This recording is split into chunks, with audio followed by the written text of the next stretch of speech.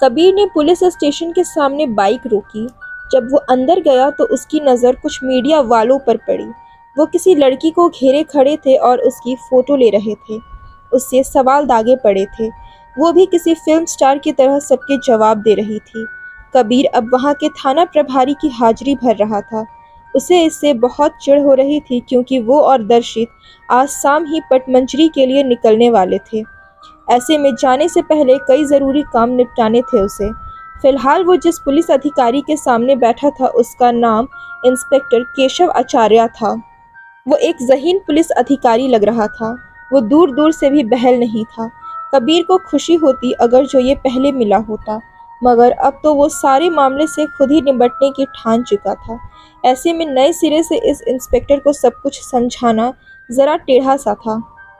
आप कई बार इंस्पेक्टर बहल से मिल चुके थे इस केस के सिलसिले में, इंस्पेक्टर आचार्य ने कहा। वो कबीर के सामने अपनी मेज पर बैठता हुआ बोला।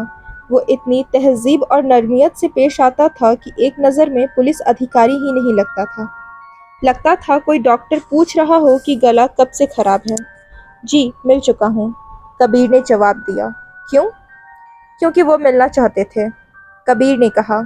इंस्पेक्टर आचार्य ने उसे घूर कर देखा। क्यों, आपकी क्या इन्वॉल्वमेंट है इस केस में? उन्हें लगी होगी। आप बात को हवा में उड़ा रहे हैं। अब की बार इंस्पेक्टर आचार्य थोड़ा सख्ती से बोला। बस अपने आप चीज़ें वैसी होती गई सर। मैं विवेक शाहनी जी का परिचित हूँ। जब वो गायब हुए मैं उनकी वाइफ से मिलने गया था। वहाँ से इंस्पेक्टर बहल ने मुझे फॉलो किया और मुझ तक पहुँच गए। बाद में कुछ और लोग भी गायब हुए तो यूं ही क्यूरियोसिटी के चलते मैं उनसे मिलने आ गया कि ये सब क्या हो रहा है, और वो भी हर बार बड़ी अच्छी तरह पेश आए मुझसे, तो मुझे भी इसमें कोई बुराई नहीं लगी। अब पुलिस के काम आना तो हमारा फर्ज है। So nice of you, inspector Acharya बोरियत से बोला। फिर अपने एक हवलदार की तरफ देखा जो तभी कमरे में आया था। उसने बस सर हिलाया और इंस्पेक्टर आचार्य ने भी सहमति दे दी। हवलदार चला गया। तो आपने कभी भी इंस्पेक्टर बहल को ये नहीं बताया कि ये सब जो हो रहा है वो किसी पेंटिंग की वजह से हो रहा है? इंस्पेक्टर आचार्य ने कहा। कबीर थोड़ा चौंका मगर खुद को संभाल लिया। वो सोचने लगा, आखिर क्या जवाब दे इस बात का। ये तो सच था और अभी 2 दिन पहले की ही बात थी। उसने और दर्शित ने बहल से मुलाकात की थी और तस्वीर के बारे में बताया था। वो बस मैंने अपनी ओपिनियन दी थी। अब हर जगह एक खास पेंटिंग नज़र तो आती है ना, कबीर बोला। इंस्पेक्टर आचार्य उससे आगे कुछ पूछता इसके पहले ही कबीर को अपने पीछे किसी की आहट महसूस हुई। उसने मुड़कर देखा तो वो अंजोरी थी। अच्छी बनती थी उनमें, आखिर अंजोरी नियति की खास दोस्त थी। कबीर ने उसकी तरफ देखा भी, मगर अंजोरी ने यूं जाहिर किया जैसे कबीर उसे नज़र ही नहीं आ रहा हो। शायद अब तक वो उससे नाराज़ थी। वो उसके बगल में ही एक कुर्सी पर बैठ गई और कबीर का ध्यान गया कि वो अंजोरी ही थी जो किसी सेलिब्रिटी की तरह बाहर अभी मीडिया वालों से पेश आ रही थी। इस समय भी वो बड़े फैशनेबल कपड़ों में फूंफा वाले मेकअप के साथ थी। आंखों पर भी काला चश्मा चढ़ा रखा था। सबसे ज्यादा तो अकड़ दिखाई दे रही थी उसमें। मैं बस ये नहीं समझ पा रहा हूँ कि लोगों के गायब होने में किसी पेंटिंग का क्या दखल हो सकता है, इंस्पेक्टर आचार्य ने कहा और जाकर अपनी कुर्सी पर बैठ गया। वो बारी बारी से अंजोरी और कबीर को देखने लगा। वही तो मेरे भी समझ नहीं आ रहा सर, क्यों बेकार में एक पेंटिंग के पीछे पड़ना। वो हमारे देश की धरोहर है, एक पहचान है। आखिर चैतन्य देव शर्मा कोई छोटा नाम तो नहीं ना। और फिर लोगों में भी पैनिक फैल रहा है। अंजोरी पूरी समझदारी से बोली तो कबीर ने उसे घूर कर देखा। वो समझ गया कि ये अंजोरी की ही हरकत थी। उसी ने बताया होगा पुलिस को कबीर के बारे में। जाहिर है वो अब तक उससे खुन्नस खाए बैठी थी। मैं भी कहाँ कह रहा हूँ कि उस पेंटिंग का कोई भी दखल है, कबीर साफ मुकरता हुआ बोला। मगर फिर भी ये बात साफ क्यों नहीं होती कि जहाँ भी लोग गायब हुए हैं वहाँ वो पेंटिंग पाई गई है। मेरे पास तो पूरी लिस्ट है। और वो लिस्ट क्यों है, इंस्पेक्टर आचार्य ने पूछा। अंजोरी ने भी व्यंग से कबीर की तरफ देखा। इंस्पेक्टर का मतलब साफ था कि कबीर क्यों इस बारे में इतनी रुचि ले रहा है। इस तरह के फैक्ट्स अगर सामने आएंगे तो किसी को भी अजीब लगेगा। पहले मैं विवेक साहनी जी की पत्नी से मिला। उनके घर के ड्राइंग रूम में ये पेंटिंग लगी हुई थी। फिर मुझे पता चला कि जीत ओबेरॉय के फार्म हाउस पर भी ऐसी पेंटिंग थी। वो वहीं से गायब हुए और इंस्पेक्टर बहल ने मुझे बताया कि प्रणय नाम का जो कॉर्पोरेट बंदा गायब हुआ, उसके फ्लैट में भी ऐसी ही पेंटिंग थी। अब बताइए इतने सारे संजोग क्यों हुए? आपको अजीब नहीं लगता? कबीर ने कहा। फिर उसने देखा कि अंजोरी ने धीरे से अविश्वास में सर हिलाया। उसकी और इंस्पेक्टर आचार्य की नजरें मिली और अंजोरी ने उन्हें इस तरह से देखा मानो कबीर पागल हो गया हो। दे सकती हो तो मेरी बात का जवाब दो, वरना रही बात मुंडी हिलाने की तो वो मैं 100 की रफ्तार से हिला सकता हूँ। तुम कहीं नहीं लगती मेरे आगे। कबीर बोला। अंजोरी सकपका कर उसे देखने लगी। इंस्पेक्टर आचार्य ने गला साफ किया। वो एक तरह से कबीर को टोक रहा था कि वो जरा सी बदतमीजी कर रहा है। मेरी बातों का कोई जवाब है आपके पास? उस पेंटिंग से मेरी कोई पर्सनल दुश्मनी नहीं, मगर फिर क्यों वो हर जगह टंगी मिलती है, जबकि वो इतनी फेमस पेंटिंग भी नहीं। हालांकि मानता हूँ खास है। वो जल्दी से अंजोरी की तरफ देखता हुआ बोला। इंस्पेक्टर आचार्य भी सोचने लगा। और सर, मुझे ये भी पता है कि गायब होने से पहले इंस्पेक्टर बहल भी इसी लाइन पर काम कर रहे थे। उन्होंने कई ऐसी पेंटिंग बरामद की थी और देखिए अब वो भी गायब है। कबीर बोला। और वो उस पेंटिंग के पीछे क्यों पड़े थे? इंस्पेक्टर आचार्य ने कहा। कबीर ने एक लंबी सांस ली। क्योंकि मैंने कहा था उनसे, जैसे अभी आपसे कह रहा हूँ। देखा, सुना आपने मैं क्या कह रही थी? अंजोरी तपाक से बोली। तो लो, मैं खुल कर कह रहा हूँ। खुश? कबीर बोला तो अंजोरी ने उसे दांत पीसते हुए देखा। सर, इंस्पेक्टर बहल आप ही की तरह एक पुलिस अधिकारी है। मैं उन्हें किसी भी बात के लिए फोर्स तो नहीं कर सकता ना। मैंने बस उनके सामने अपनी बात रखी थी। अब और कहीं से लीड नहीं मिली तो उन्होंने इसी लाइन पर काम करने की सोची होगी। और देखिए क्या हुआ, नतीजा आपके सामने है। पर इस तरह यह मामला ज्यादा पेचीदा हो जाता है, इंस्पेक्टर आचार्य सोचते हुए बोला। सर, कहाँ आप भी ऐसी सुपरस्टिशियस बातों को सीरियसली ले रहे हैं? भला वो पेंटिंग कैसे लोगों को गायब कर सकती है? अंजोरी बोली। तो मैंने कब ऐसा कहा? कहा, आपको पता है ये जनाब इस तरह की बातें फैला रहे हैं और इनका तो ये भी कहना है कि ये खुद भी गायब हो चुके थे, फिर वापस आ गए। अंजोरी बोली तो इंस्पेक्टर ने कबीर को हैरानी से देखा। अब कबीर ने अंजोरी को गुस्से से देखा। उसे ये सारी बातें जाहिर है नियति ने बताई होगी, मगर उसे क्या पता था कि अंजोरी इस तरह की हरकतें करने लग जाएगी। ये सब क्या है? इंस्पेक्टर आचार्य ने थोड़ा सख्ती से पूछा। कबीर खामोश रहा। सच बताता भी तो क्या बताता, वो कोई बताने वाली बात तो थी नहीं, वो भी किसी पुलिस अधिकारी को जिससे वो पहली बार मिल रहा है। देखिए, शहर में पैनिक बहुत बढ़ गया है। एक पुलिस इंस्पेक्टर कहीं गायब होना आप समझ सकते हैं कितनी बड़ी बात है। ऐसे में इस तरह की बातें ना ही फैले तो बेहतर है, इंस्पेक्टर बोला। कबीर का बहुत मन हुआ ये कहने का कि वो कौन सा स्टेज पर खड़ा होकर माइक में ये सब गा रहा है, मगर उसने जाने दिया। इनकी हो ना हो सर, पर मुझे तो लगता है किसी की दुश्मनी जरूर उस पेंटिंग से है। आखिर तभी तो उसकी आड़ में वो अपने करतब दिखा रहा है। क्यों वो पेंटिंग हर जगह है, ये अच्छी बात तो नहीं। मैंने कई आर्ट अकेडमी से अपील की है, वो जरूर इस मामले को संभालेगी। ये तो कोई बात नहीं हुई, अंजोरी बोली। हाँ, हम इस एंगल से भी इन्वेस्टिगेशन आगे बढ़ा सकते हैं। हो सकता है जो इन सब के पीछे हो उसका इस पेंटिंग से कोई लिंक हो, इंस्पेक्टर आचार्य बोला। कबीर बुरी तरह कलप कर रह गया। वो सच जानता था मगर कैसे सामने लाए? उसने तो मदद के लिहाज से इंस्पेक्टर बहल को सब बताया था, मगर वो खुद गायब होकर काम और भी बिगाड़ गया। कमबख्त लानती। दर्शित ने कार रोकी और नीचे उतरा। वो इस समय अपनी बहन दीक्षा के घर के सामने था। वो बहुत देर तक मुख्य दरवाजे पर खड़ा था, अंदर जाए या नहीं। काश अब भी कबीर उसके साथ होता तो काम आसान होता, मगर नहीं। आखिर वो अपनी बहन से मिलने आया था तो यही सही, उसे उससे अकेले में ही बात करनी चाहिए। आखिर ये उनके बीच का मामला जो है। और उसने दरवाजे की घंटी बजाई। कुछ देर बाद घर की मेड ने दरवाज़ा खोला। दर्शित ने दीक्षा के बारे में पूछा।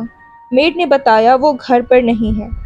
दर्शित ने उसका नंबर ले लिया और वहां से चल दिया।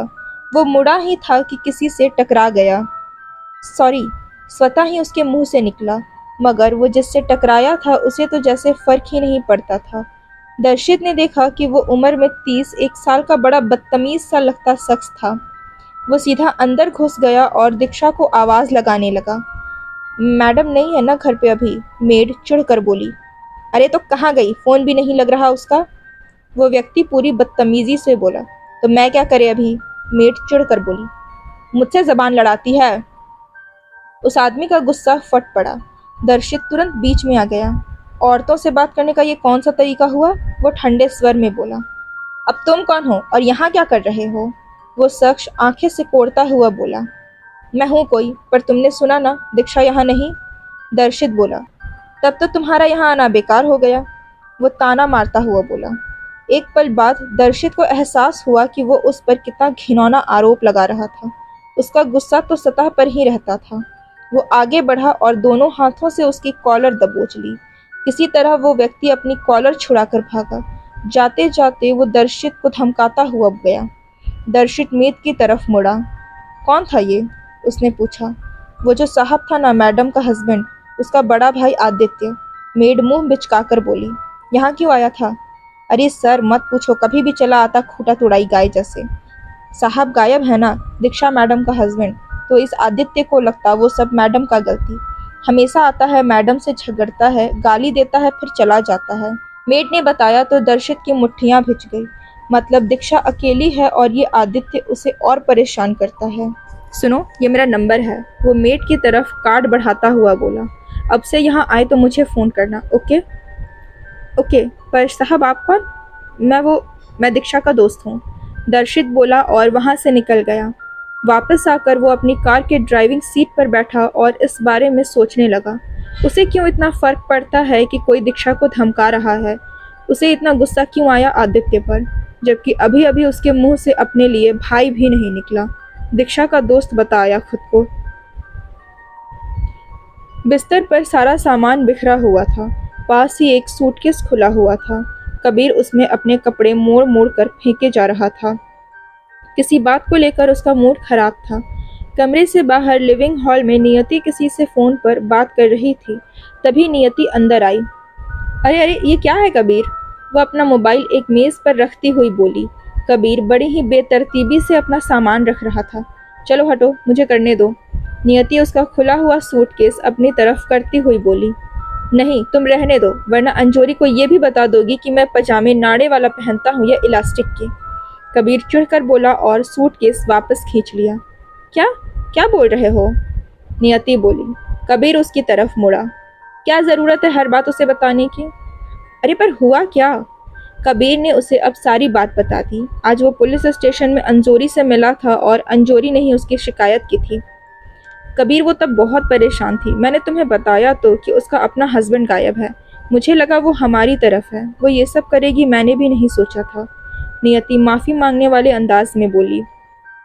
अरे किसी से मतलब नहीं उसे, अपने पति तक से नहीं। ये सब बस वो अटेंशन पाने को कर रही है। वो उन्हीं बेवकूफ़ों में है जो हीरो बनने के लिए मुंह उठाकर किसी भी मुद्दे से जुड़ जाते हैं। जरा पोस्ट देखना उसकी, जैसे कितनी परवाह है मैडम को हमारे आर्ट और कल्चर की। कबीर चिढ़ कर बोला। हाँ, वो कुछ हद तक है ऐसी, किसी से भी उलझ जाती है और मामले को नाक का सवाल बना लेती है। नियति उदासी से बोली। वही मैं कह रहा हूँ, तुम अब उसे कुछ नहीं बताओगी, ठीक है? कबीर गुस्से से बोला। कबीर, नियति संकोच से बोली। क्या है? कुछ नहीं। तभी दर्शित का फोन आया। हाँ दर्शित, बोलो। तुम तैयार हो? हाँ, बस 10 मिनट। ठीक है, मैं एयरपोर्ट पर ही मिलूंगा तुमसे। ओके, तुम ठीक तो हो ना? कबीर ने पूछा। कबीर, मैं गया था उससे मिलने, दीक्षा से। वो अपने घर पर नहीं। दर्शित धीरे से बोला। ओह, तो कॉल कर लो उसे। फ़ोन भी नहीं लग रहा। दर्शित बोला। अरे ऐसे कैसे? तो अब क्या हम? नहीं, अभी जो करना है वो तो करना ही है। हमारा पटमंजरी जाना ज़्यादा ज़रूरी है। ओके। कबीर और दर्शित एयरपोर्ट से बाहर निकले। ये शहर पटमंजरी गांव के सबसे करीब था, मगर फिर भी वहां तक पहुंचने के लिए अभी 180 किलोमीटर का फासला तय करना था। दर्शित ने पहले ही एक किराए की कार का इंतज़ाम कर रखा था। तुम इतना लंबा ड्राइव करोगे? मतलब हम टैक्सी भी कर सकते थे, कबीर बोला। बस आदत है हर काम चुपके से और खुद करने की, चाहे ज़रूरत हो या ना हो, दर्शित बोला और कार स्टार्ट की। हाँ, ये भी है, कबीर बैठते हुए बोला। मजाक की बात है, सच कहूँ तो मुझे ड्राइविंग पसंद है। ड्राइवर के बगल में बैठे बैठे मैं बोर हो जाता हूँ, दर्शित बोला। वो भीड़ भाड़ वाले इलाके से निकलकर मुख्य सड़क पर आ गए और अब कार हवा से बातें करने लगी। वो हरियाली से भरी जगह थी। कबीर महसूस कर पा रहा था वहाँ की हवा में बसी आर्द्रता को। ऐसा हमेशा ही समुद्र तट के पास बसे इलाकों में होता है। वहाँ की वायु नम होती है। वो जिस काम को करने आए थे उसे किनारे रखकर सोचा जाए तो ये काफी खूबसूरत यात्रा थी। कबीर खुद से तो शायद ही किसी ऐसी जगह पर घूमने निकलता। उनके दोनों तरफ खूबसूरत दृश्य फिसलते जा रहे थे। शाम तक वो वहां पहुंच जाने वाले थे। रास्ते में वो एक छोटी सी ढाबे जैसी जगह पर रुक गए, कुछ खाने पीने और पांव सीधे करने। कबीर ने देखा उसके मोबाइल पर नियति के ढेरों मैसेज आ रखे थे। वो कहाँ पहुंचा, सब ठीक है, खाना वगैरह खाया या नहीं। कबीर मुस्कुराते हुए सबका जवाब देने लगा। वहीं दर्शित कुछ दूर पर एक स्थानीय व्यक्ति से बात कर रहा था जो टूटी फूटी अंग्रेजी बोल रहा था। वहां शायद हिंदी उतनी ज्यादा बोली और समझी नहीं जाती थी। तभी कबीर के मोबाइल में कॉल आने लगी। हाँ नैना बोलो, कबीर बोला। आप पहुंच गए? 2 घंटे और लगेंगे, फ्लाइट तो टाइम पर ही लैंड हुई, अब बस पटमंजरी के लिए निकले हुए हैं। क्या हुआ, तुम ठीक हो? कबीर ने पूछा क्योंकि नैना की आवाज़ कुछ उदास भरी थी। हाँ ठीक हो, मतलब थोड़ी सी, मतलब उतनी भी नहीं, कह सकते हैं। नहीं, क्या हुआ? कबीर ने पूछा। मुझे अजीब अजीब से डरावने ख्याल आ रहे हैं और सपने भी। बार बार एकांक को देखती हूँ जिसके पंख निकलते हैं और वो गिर जाता है। वो मुझसे मदद मांगता है और मैं कुछ नहीं कर पाती। फिर वो मेरी आंखों के सामने ही एक पेंटिंग में घुसकर गायब हो जाता है। नैना रिलैक्स, तुम कुछ ज़्यादा ही सोच रही हो। कहाँ ज़्यादा सोच रही हूँ, वो जिस तरह गायब हुआ है टेंशन तो होगी ना। अब तक कुछ पता भी नहीं चला उसका। नैना रुआंसे स्वर में बोली। हम कोशिश कर रहे हैं। आप तो तैचन्य शिवदर्मा के पीछे हो, इससे एकांक चैतन्य देव शर्मा। अरे बड़ा शर्माता रहे वो मेरी बला से, पर इससे एकांक थोड़े ही मिल जाएगा। वो तो इधर गायब हुआ था ना, उतनी दूर मटपंजरी में थोड़ी मिलेगा। कबीर ने अपनी हंसी रोकी। नैना जब परेशान होती तो यूं ही शब्दों को गड़बड़ा देती। नैना, हम शहर में भी कहाँ ढूंढे उसे, ये सब आपस में जुड़ा हुआ ही तो है ना। और नहीं तो क्या वो देव शर्मा मेरा रिश्तेदार है जो मैं उसके पीछे यहाँ आया हूँ? हाँ, मैं सोच रही थी कि मैं तब तक यहाँ एकांक। कोई बेवकूफ़ी मत करना तुम, जब तक हम लौट नहीं आते, शांत रहो, कबीर शक्ति से बोला। फोन पर खामोशी छाई रही। नैना, ओके, चलो अब मैं रखता हूँ, दर्शित आ गया, हमें यहाँ से आगे भी जाना है। दर्शित भी आकर कबीर के सामने बैठ गया। बड़ी देर से बातें कर रहे थे, कौन था वो? कबीर ने पूछा। था एक लोकल बंदा, पटमंजरी के बारे में पूछ रहा था। बहुत ही छोटा सा गांव है कुछ होटल्स वगैरह वहाँ क्योंकि टूरिस्ट आते हैं, मगर कोई खास डेवलपमेंट नहीं है। गिनती के लोग हैं, पॉपुलेशन के नाम पर उनमें भी ज़्यादातर मछुआरे हैं। दर्शित बोला। अजीब है, इसमें अजीब क्या है, लोग नेचर से जुड़े हुए हैं। डेवलपमेंट के नाम पर जो ऐसी जगहों की सत्यानाश हो जाता है ना, उससे सबसे ज़्यादा चिढ़ होती है मुझे। दर्शित बोला। हाँ ये भी है। कबीर खोए हुए स्वर में बोला। क्या हुआ, तुम किससे बात कर रहे थे? नैना का फ़ोन आया था। अब उसे क्या प्रॉब्लम है? दर्शित के मुंह से निकला। मतलब वो हर समय बस कंप्लेन करती रहती है। उसकी परेशानी भी अपनी जगह वाजिब है। क्या? वो लड़का, फर्जी एकांक? हाँ, अजीब इंसान है। सच कहूँ तो नैना ही नहीं, मैं भी मिलना चाहता हूँ उससे। पता नहीं कहाँ गायब हो गया। हमें देर हो रही है। और वो आगे के सफ़र पर निकल गए। इधर नैना को चैन नहीं था। कबीर से बात करके भी वो आश्वस्त नहीं हुई थी। वो झूठ नहीं बोल रही थी। इन दिनों वाकई उसे अजीब डरावने सपने आने लगे थे। वो एकांक को देखती थी, खून में सना हुआ, उन काले पंखों के साथ चीखता हुआ, और उसकी नींद खुल जाती। हाँ, कबीर अपनी कोशिश कर रहा था, मगर कहीं तब तक देर हो गई तो पता नहीं एकांक कहाँ है। उसे फौरी तौर पर उसकी मदद की ज़रूरत हुई तो वो अब जल्द से जल्द उसका पता लगाना चाह रही थी, मगर कैसे? वो उठी और अपने कमरे से बाहर निकल कर आ गई। बाहर टीवी चल रहा था और उसके सामने अंकुश किसी बुत की तरह बैठा हुआ था। वो हमेशा की तरह बस शून्य में ताक रहा था, कुछ देख नहीं रहा था। नैना कुछ देर देखती रही, फिर उसके पास जाकर बैठ गई। अंकुश, वो धीरे से बोली। अंकुश ने कोई जवाब नहीं दिया। उसकी हालत में सुधार था, मगर अब वो बस हर समय शांत बैठा रहता था। अंकुश, नैना उसे हिलाती हुई बोली। नैना ने उसकी तरफ देखा जैसे पहली बार उसे देख रहा हो। कैसा है, तू सुनता क्यों नहीं? वो उसके बाल सहलाती हुई बोली। वो अब उसे देखने लगा। अच्छा सुन, तुझे याद है तब क्या हुआ था? मतलब जब तू घर पर नहीं कहीं और था? नैना धीरे से बोली और अंकुश का हाथ भी कसकर पकड़ लिया कि कहीं वो डरे नहीं। अंकुश सोचने लगा और इस दौरान कई बार उसके चेहरे के भाव बदले। वो डर रहा था। नैना ने आगे कोशिश नहीं की। उसने उसे शांत किया और चली गई। कोई फायदा नहीं इन सब का। कोई न मेरी मदद करने वाला है न कुछ बताने वाला है। मुझे खुद ही कुछ करना होगा। बड़बड़ाते हुए वो घर से निकल गई। वो एक बार फिर एकांक के अपार्टमेंट के सामने आकर रुकी। सारी पुरानी यादें उसे जकड़ने लगी। कितनी मस्ती किया करते थे वो यहाँ। वो लिफ्ट की तरफ बढ़ी। उसने महसूस किया कि वो एकांक की शर्ट पहनी हुई है। उसके शरीर की वो गंध भी वो खुद पर महसूस कर पा रही थी और उसे अब अजीब सी शांति महसूस हो रही थी। वो चुपचाप एकांक के फ्लोर पर पहुंची। किसी को पता नहीं चला। दिन का समय था तो ज्यादातर लोग काम पर गए हुए थे। कुछ फ्लैट में जहां औरतें थीं वो अपने घर के काम में व्यस्त थी। वैसे अधिकतर फ्लैट खाली ही थे वहां के। नैना सोच रही थी कि क्या एकांक का फ्लैट खुला होगा। तब तो पुलिस ने इसे सील कर दिया था, मगर अब कोई होगा यहाँ। कौन होगा? एकांक का तो कोई नहीं था। नैना ने दरवाजे की हैंडल की तरफ हाथ बढ़ाया और उसकी हैरानी का ठिकाना न रहा जब वो बेआवाज खुल गया। ये खुल कैसे गया? क्या अंदर कोई है या फिर ये खुला हुआ ही था? क्या उसे पड़ोसियों से इस बारे में बात करनी चाहिए? नहीं, मगर फिर क्या पता उसे बाहर कर दिया जाए। अभी तो वो चुपके से अंदर आ गई है ना, तो उसे अपना काम करना चाहिए। वो अंदर आ गई, उसी हॉल में जहां उस रात वो और एकांक देर तक डांस कर रहे थे, जहां कितने सुकून से रहा करती थी वो फिर भावुक होने लगी, मगर फिर उसने खुद को संभाल लिया। अभी कई जरूरी मामले सामने थे। उसका ध्यान गया कि वहां बहुत अंधेरा था। भले ही दिन का समय था, मगर खिड़की दरवाजे बंद थे और उन पर मोटे पर्दे लगे हुए थे। नैना डर रही थी। अभी तो वो चुपके से चली आई है, मगर पर्दे हटाने या बत्ती जलाने से किसी का ध्यान उस ओर हो गया तो? वो एकांक के कमरे की तरफ बढ़ी, वहीं जहां जाने की तब उसे बिल्कुल भी अनुमति नहीं थी। तो क्या वो भी खुला होगा? वो दरवाजे तक पहुंची और इस दौरान चरमराने और तड़कने की आवाज हुई। अरे हाँ, वो कैसे भूल गई। इस कमरे के बाहर फर्श के कुछ टाइल्स ढीली पड़ गई थी। वहीं पैर रखने पर ऐसे आवाज करती थी।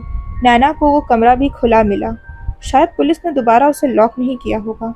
सोचती हुई वो उस कमरे के अंदर आ गई। अंदर भी अंधेरा था। एकांक का वही अस्त व्यस्त सा कमरा, बिखरे हुए सामान। पुलिस ने वहां की तलाशी ली होगी, मगर वापस सारी चीजें सहेज कर कौन रखता है? नैना उस अलमारी तक पहुंची जो कभी उसने गलती से गिरा दी थी। वो सोच रही थी कि आगे क्या करे, मगर उसे पता नहीं था वो कितने गलत वक्त पर आई थी यहाँ। इसी समय अगर वो पीछे मुड़कर देख लेती तो गजब हो जाता। उसी कमरे में दरवाजे के बिल्कुल बगल में दीवार से चिपक कर कोई खड़ा था, एक काला साया। अगले भाग में हम इस राज से पर्दा उठाएंगे। तब तक के लिए बने रहिए। अगर कहानी पसंद आई तो वीडियो को लाइक करें, अपने दोस्तों के साथ शेयर करें और चैनल को ज़रूर सब्सक्राइब करें, क्योंकि नोटिफिकेशन में ही अगला पार्ट पॉपअप होगा और आप इस रहस्यमयी कहानी के तार सुलझा पाएंगे।